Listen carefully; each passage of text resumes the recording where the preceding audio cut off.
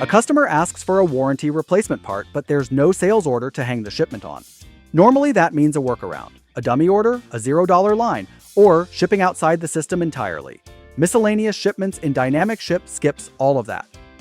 Create a shipment record directly in Business Central, add a description, choose a ship to type such as customer, vendor, location, or contact, then pack, rate, and print the label the same way you would for any order.